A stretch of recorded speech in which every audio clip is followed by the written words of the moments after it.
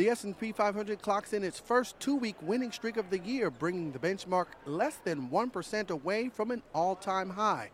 Keith Bliss is Senior Vice President at Coutone. While we got some bad economic data today, the companies are still performing pretty well from the fourth quarter earnings reports. So it wouldn't surprise me a bit if we see an all-time high in the S&P within the next 2 weeks. That's where we think the market is going to go right now. The Dow tacked on 126 points, the S&P 500 rallied 8, and the NASDAQ is up 7 consecutive sessions. For the week, the Dow jumped 2.3% and the NASDAQ roared ahead by 2.8%. Wall Street overlooked a report showing industrial production at its lowest since the recession. Some investors are willing to bet the surprise slowdown was mostly related to this harsh winter. Investors also looked past no change in consumer sentiment.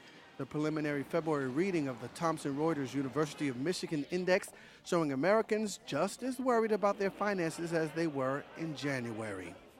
In company news, men's clothing retailer Joseph A. Bank is shelling out $825 million for outdoor apparel maker Eddie Bauer. The deal is seen as Joseph A. Bank's attempt to block a long-running takeover attempt by Men's Wearhouse. Shares of Joseph A. Bank inched higher while Men's Wearhouse fell over 5%. Olympic gold medalist Shani Davis and fellow members of the American speed skating team may ditch their suits made by Under Armour. According to the Wall Street Journal, sources from the U.S. team are blaming the suit for a disastrous performance so far at the Sochi Olympics. Responding to the report, the executive director of the U.S. team says evidence suggests the suits are not the problem. Nevertheless, shares of Under Armour are down more than 2%. New York Fashion Week comes to a close with Ralph Lauren. He's extending his Americana look with his first ever polo collection for women. Shares of the fashion brand up for the day.